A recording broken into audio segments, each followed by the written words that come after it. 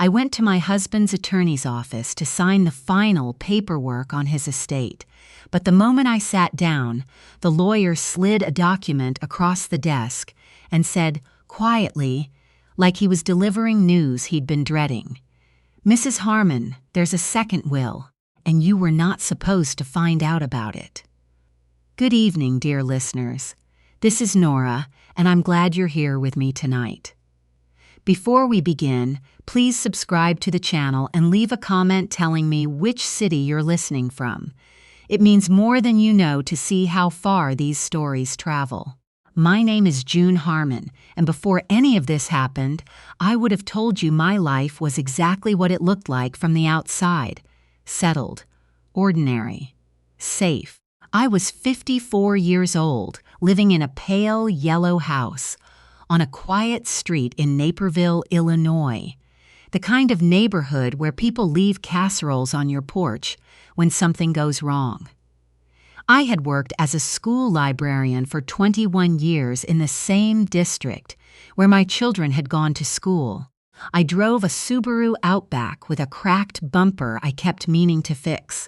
I made my own bread on weekends, not because I had to, but because it was the one thing in my life that always did exactly what I expected it to do. My husband, Warren Harmon, had died 11 months before that Tuesday morning. A stroke. He was in the driveway shoveling snow, which the doctor later told me was exactly the kind of exertion that becomes dangerous when there's already a small blockage no one knew about. He was 61. He had been healthy, as far as either of us knew. He had gone out to shovel the driveway, and he had not come back inside. We had been married for 28 years. I won't try to explain what those years were, because they were a whole life, and no one can summarize a whole life cleanly. There were years that were easy, and years that were hard, and stretches in the middle that were just the steady hum of two people making something together. Warren was not a demonstrative man. He didn't write notes or plan surprises, but he was reliable in the way that mattered most to me, and I had loved him with the kind of love that becomes so embedded in your daily life you stop noticing it until it's gone and everything feels structurally wrong. After he died, I did what people do. I moved through the paperwork. I called the insurance company. I met with the estate attorney Warren had used for years, a man named Gerald Spivak, who had an office in downtown Naperville and a manner so carefully neutral it was almost soothing. Gerald had handled Warren's affairs for over a decade. I had met him twice at firm events. He seemed competent, thorough, and kind in the distant professional way of someone whose job requires him to interact with people on their worst days. The estate was not complicated, or so I believed. Warren had a life insurance policy, a retirement account through his company, a joint checking account, and a modest investment portfolio we'd built together over 20 years of setting aside a little at a time. The house was paid off. We had 2 grown children. Our daughter Penny, 31, living in Portland, and our son Daniel, 27, finishing a graduate program in Ann Arbor. Warren's will, which Gerald had drafted 6 years prior, left everything to me with equal shares to the children upon my death. Straightforward, clean, the kind of document that takes an afternoon to execute. I had gone through the initial probate without incident. What was left 11 months later was the final sign-off, a formality. I had worn my good blazer because it felt like the kind of appointment that required a good blazer, and I had stopped for a coffee on the way because I still wasn't sleeping well and I needed to be alert. Gerald Spivak met me in the lobby himself, which I noted faintly as unusual. He was a man who sent his assistant to collect clients. He shook my hand and walked me back to his office without his usual pleasantries and closed the door behind us with a click that seemed, in retrospect, deliberate. He sat down.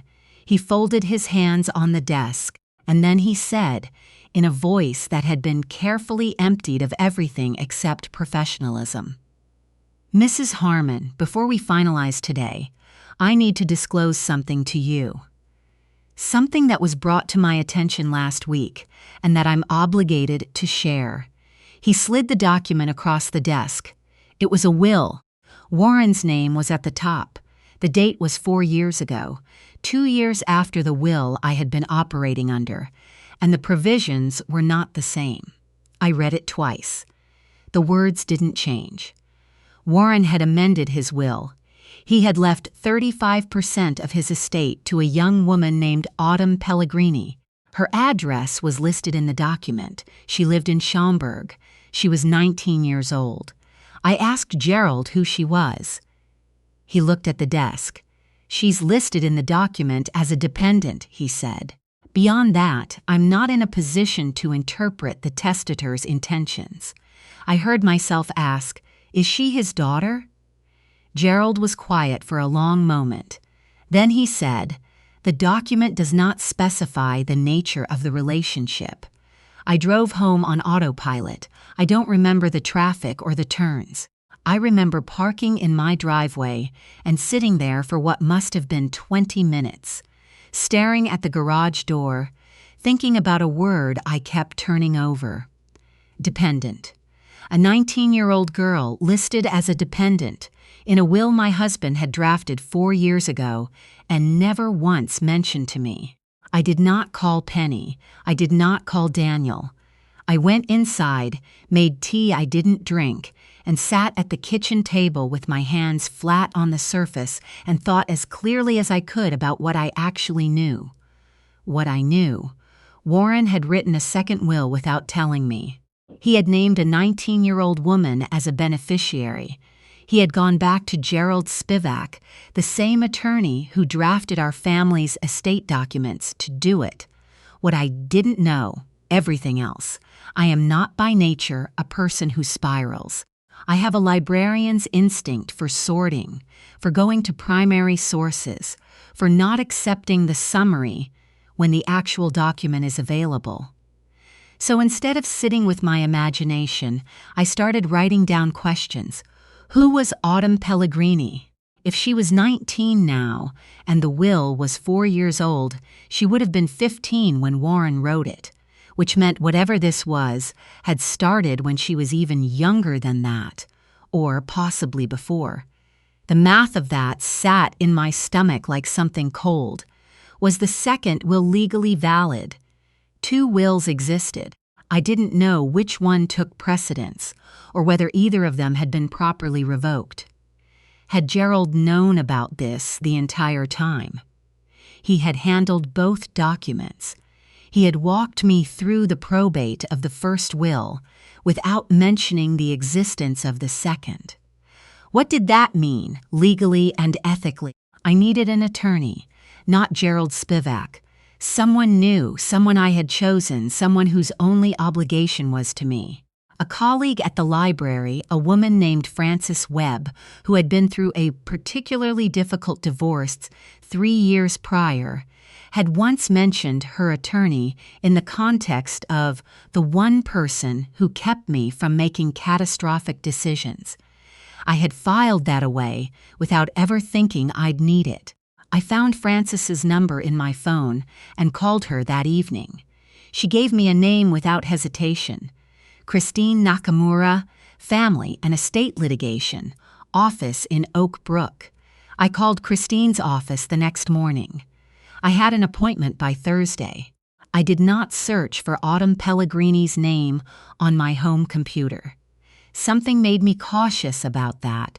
The same instinct that had made me drive to the library once to research something embarrassing, rather than have it sitting in my browser history. Instead, I went to the public library 2 towns over on my lunch break, logged into a guest terminal, and searched.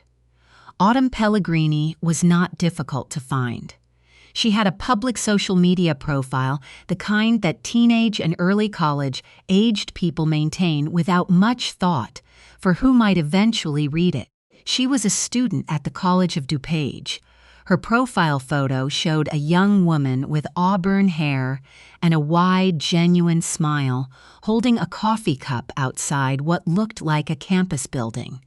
She looked like a student. She looked, if I'm being honest with myself, like someone's daughter. There was nothing in her public profile that connected her obviously to Warren. No photos together, no references to a man of his age or description. But there was a post from 3 years ago, a birthday post, that said simply, "To the people who showed up when they didn't have to, you know who you are." I closed the browser. I sat with that for a moment. Then I wrote down everything I'd observed on a notepad I'd brought from home and drove back to work. Christine Nakamura's office was spare and well organized, the kind of space that communicates competence without trying to impress anyone. Christine herself was in her 40s, Japanese American, with a way of listening that was entirely still. She didn't take notes while I talked. She just listened. When I finished, she picked up her pen and wrote one sentence on her legal pad, which I couldn't read from across the desk. I laid out everything in order. The first will, the probate process, Gerald Spivak, the second will presented to me 11 months after Warren's death, Autumn Pellegrini. The birthday post I wasn't sure was relevant but couldn't stop thinking about. Christine asked 2 questions. Did Warren ever mention this woman to you? In any context? No. Did you ever notice anything in your financial records, bank statements, credit cards, anything that looked irregular? I told her I hadn't looked. Warren had managed the family finances since our early 30s, when I'd been overwhelmed with 2 small children, and he'd offered to take it over and just never given it back. I had access to everything. I simply hadn't reviewed it closely in years. Christine nodded, writing now. "We need to do 2 things," she said. "First, I need to challenge the validity of the second will, and I have grounds. A subsequent will doesn't automatically supersede a prior one in Illinois unless specific conditions are met, and there are questions about the disclosure process here that Gerald Spivak is going to have a hard time explaining. Second, we need to understand who Autumn Pellegrini is and what her relationship to your husband actually was, because that determines the nature of any claim she might make." She paused. "There is a third thing, Mrs. Harmon. I want you to go through your financial records, not to look for anything specific. Just to look." I went home that evening and sat down at the kitchen table with Warren's filing cabinet, which I had always trusted and never opened without a specific purpose. I pulled out the last 5 years of bank statements. I made a pot of coffee, and I started reading. The household account was unremarkable. Mortgage payments, utilities, groceries, the subscription services you accumulate without realizing it. Nothing unusual. The secondary savings account was where I found it. Warren had opened a savings account in his name alone, not joint, back when Penny was in college. I had a vague memory of him mentioning this at the time. Something about setting aside money separately for a specific goal so he wouldn't be tempted to fold it into household expenses. I had accepted that explanation without pressing. The balance in that account, as of the last statement I could find, was $214,000. The deposits were regular, $500 a month, then $1,000, then irregular larger amounts. They had been going in for 9 years, and there were also withdrawals. Monthly, consistent, going to an account I didn't recognize. The amounts ranged from $800 to $500. The transfers had been continuous for 4 years, stopping only in the month that Warren died. I sat very still. The refrigerator hummed. Outside, a car went past on the street. 4 years of monthly transfers to an account that wasn't mine. I took photographs of the statements with my phone. I put everything back in the filing cabinet in exactly the order I found it. Then I called Christine and left her a voicemail with the details. She called back within the hour. "The account receiving those transfers," she said. "I'll have a financial investigator look into this. But based on what you're describing, this was a support arrangement. Monthly, consistent, maintained over a 4-year period. That's not a one-time payment or a loan. That's support." She said the word carefully, without editorial comment. I understood what she meant. I did not sleep that night. I lay in the dark and listened to the house settle and thought about Warren, about 28 years of a shared life and a secondary savings account I'd never opened, and monthly transfers to a 19-year-old girl in Schaumburg. I thought about the birthday post, to the people who showed up when they didn't have to. Had Warren shown up for someone else's child, or for his own child, one I hadn't known about? The thought didn't make me angry, not yet. It made me feel something closer to vertigo, like the ground had developed a very slight, very wrong tilt that I hadn't noticed until now. Christine retained a forensic accountant named Robert Liang, who came recommended through her firm.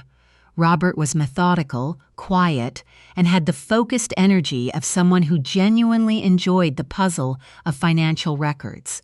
Within 2 weeks, he had traced the receiving account. The account belonged to a woman named Sheila Pellegrini, Autumn's mother. Sheila Pellegrini, 51 years old, had worked for 11 years at a commercial property management company in Schaumburg, the same company that had employed Warren Harmon for the first 12 years of his career, before he moved to the firm where he'd eventually become a partner. Warren and Sheila had overlapped there for 4 years. I sat in Christine's office when Robert delivered this summary, and I thought, 4 years. Autumn was 19. The math, which I had been doing and refusing to look at directly, resolved into something I could no longer avoid.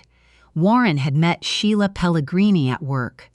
Autumn was 15 when Warren wrote the second will and began the monthly transfers. 15, not 19. And if the timing was what it appeared to be, Autumn was not just a person Warren had helped out of generosity. I asked Robert directly, was there any way to determine if Warren was Autumn's father from financial records alone?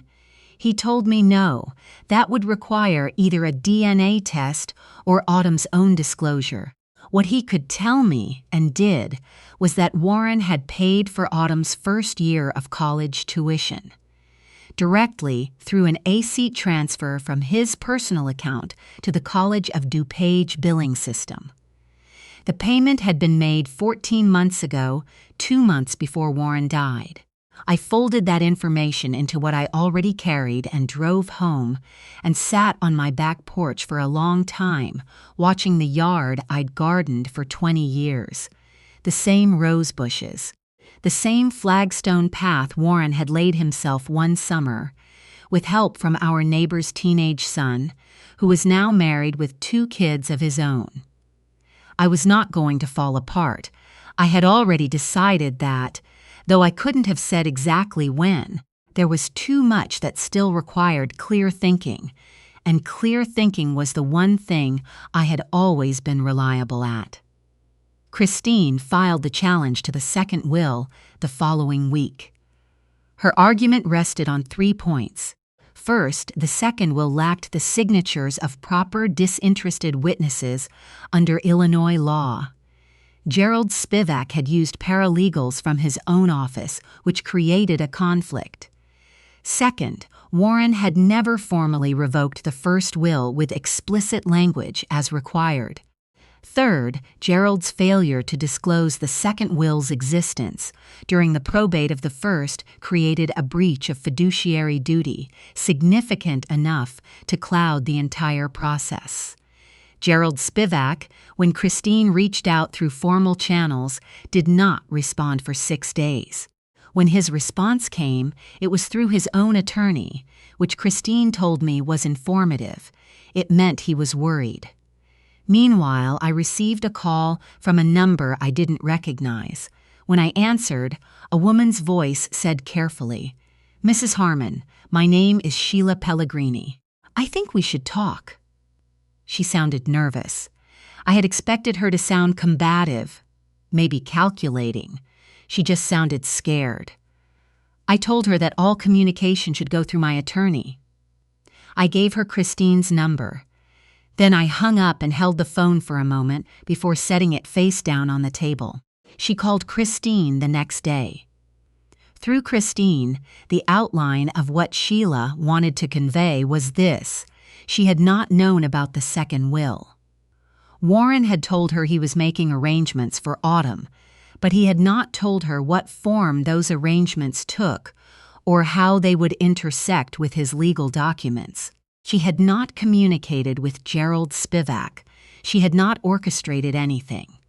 She had simply, she said, been trying to give Autumn a stable life, and Warren had chosen to help with that in the way he'd chosen without involving her in the legal particulars. She was not, Christine told me, coming after the estate aggressively. She had not retained an attorney to contest anything. She had called, apparently, because she wanted me to know she wasn't the enemy. I sat with that information for a long time. Here is what I chose to believe, or at least to consider. A woman in her early 30s, working in property management, had had a relationship with a married man. Whether she had known he was married at the start, I didn't know and perhaps never would. She had become pregnant. She had raised her daughter largely alone. Warren had, for reasons I would never be able to ask him about, chosen to maintain some kind of connection, at least financially. He had provided support. He had paid for college.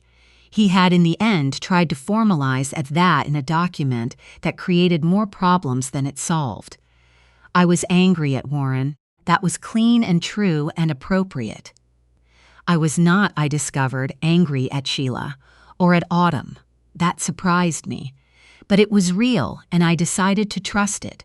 The probate judge ruled on Christine's challenge 6 weeks after she filed. The second will was found to be procedurally defective under Illinois law. The witness issue alone was sufficient, but the judge noted the non-disclosure concerns with language. Christine described to me as pointed. Gerald Spivak's attorney filed a response that was thin enough that Christine read me one paragraph over the phone, and I could hear the skepticism she was too professional to state directly. The first will stood. The estate passed to me according to Warren's original terms. Gerald Spivak voluntarily surrendered his notary commission while his firm conducted an internal review. Christine told me this without additional comment, but I understood it to mean that his professional difficulty was only beginning. The $214,000 in Warren's personal account was included in the estate and passed to me accordingly. I called Christine the morning after the ruling. I asked her one question that I had been carrying since Robert's financial summary. Could I choose to give something to Autumn voluntarily without any legal obligation, simply because I decided to? Christine said yes. She said it was my money, my choice, and my right. I thought about it for 2 more weeks. Then I called Christine and told her to reach out to Sheila and let her know that I intended to continue Autumn's tuition payments through the completion of her degree, not as an acknowledgement of any legal claim which did not exist, and not as a settlement of anything, simply as a choice I was making because Autumn had not created this situation and did not deserve to be its casualty. Christine was quiet for a moment. Then she said, "I'll let her know." I don't know what Sheila's response was. Christine relayed that she had received the communication and said only that she understood. I did not want a relationship with them. I was not interested in that. But I also couldn't look away from the fact that a 19-year-old girl had nothing to do with what her father had or hadn't done, and that wasn't something I was willing to punish her for. In those weeks after the ruling, I told my children. I drove to Portland to tell Penny in person. I called Daniel the next evening. Those 2 conversations were among the hardest of my life, not because of how they reacted to me, but because of watching them lose a version of their father they had loved without complication. Penny cried in a way that was not about sadness, exactly. It was the particular grief of a person revising their understanding of something they believed they'd already finished grieving.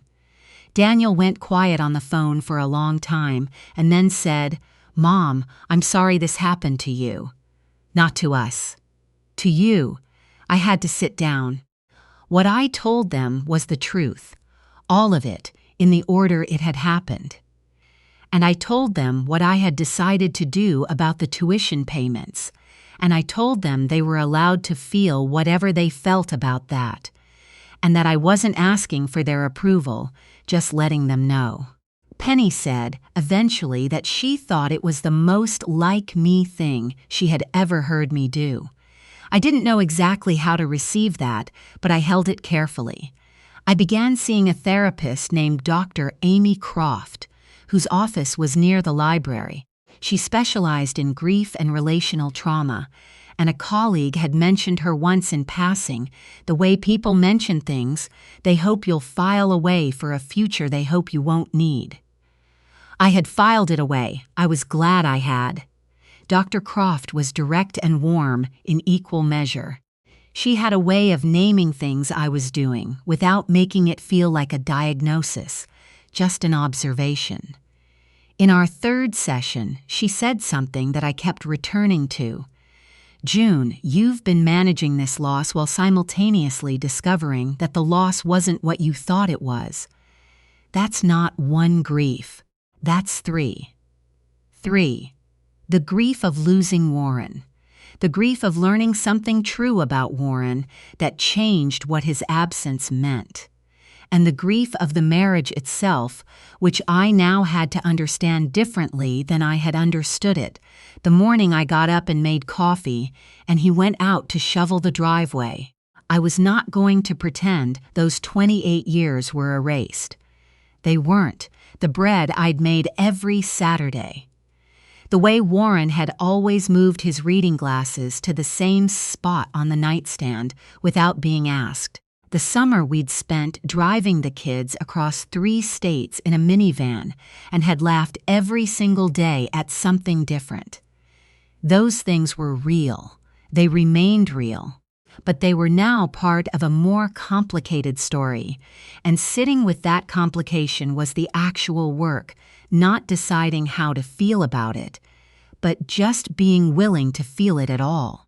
My neighbor Gail Hutchinson, who had been leaving food on my porch since the week Warren died and asking nothing in return, became something closer to a real friend during those months. I had always liked Gail. She was a retired nurse with 3 adult children, and a garden that made mine look like a student project, and she had a talent for sitting with a person in silence in a way that didn't feel like an absence of support. We started walking in the evenings, just around the neighborhood, just an hour.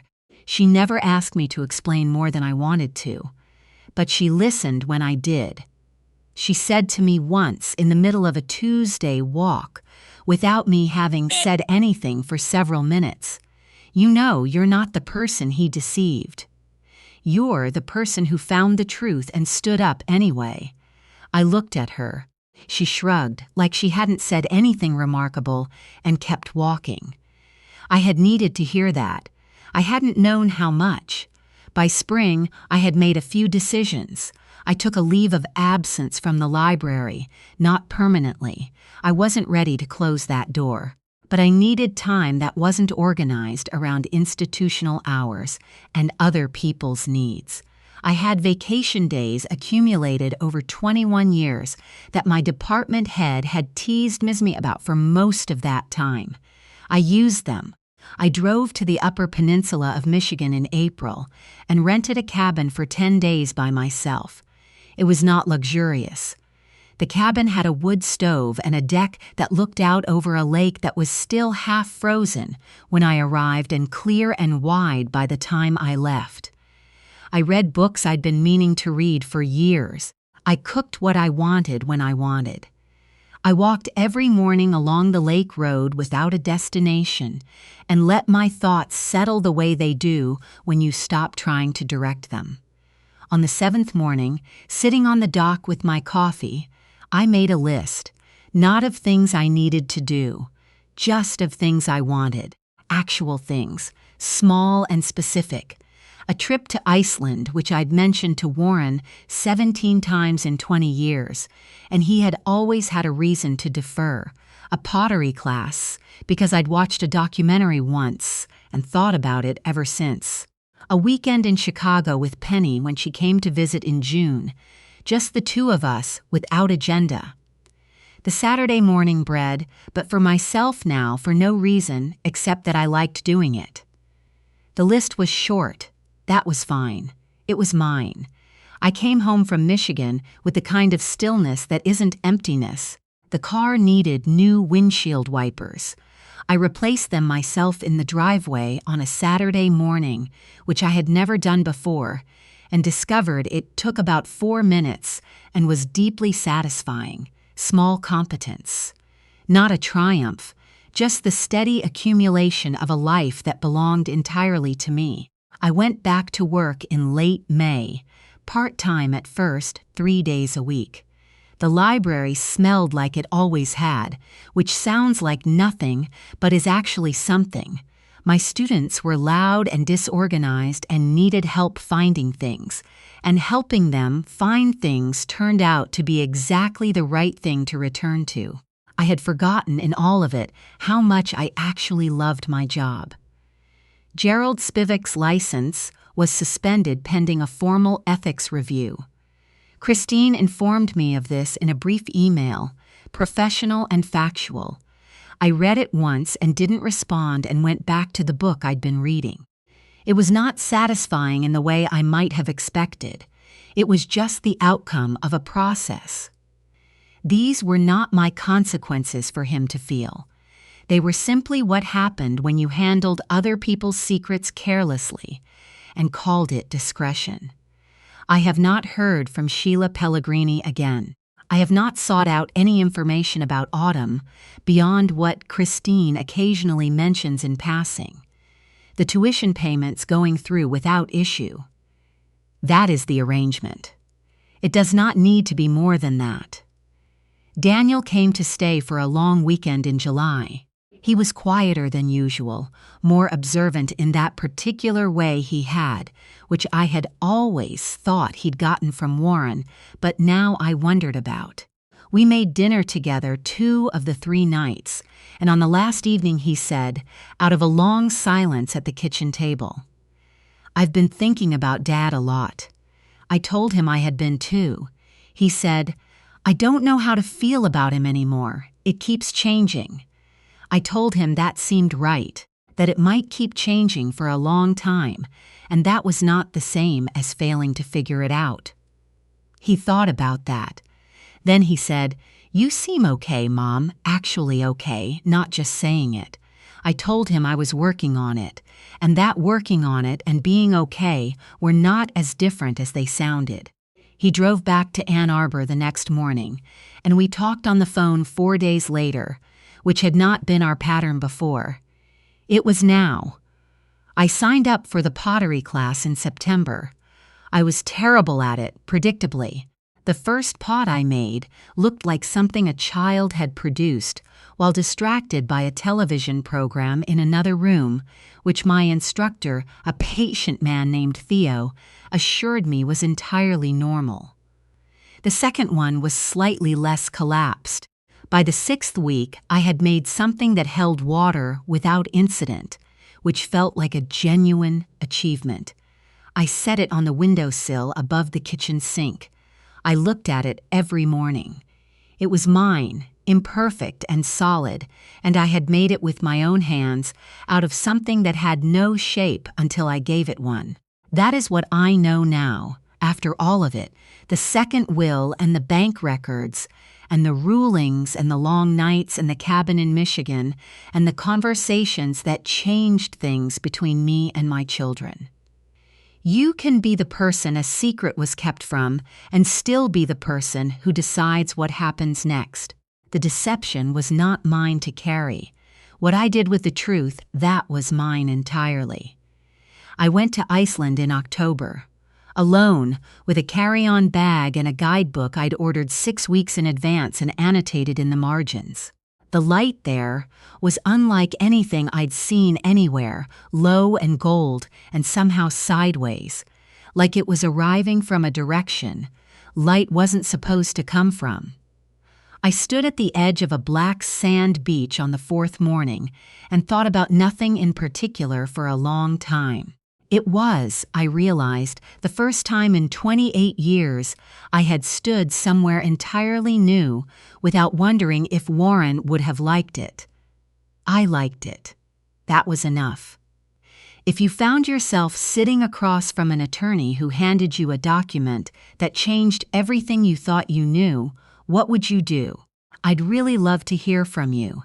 Please leave a comment below and tell me where in the world you're listening from tonight.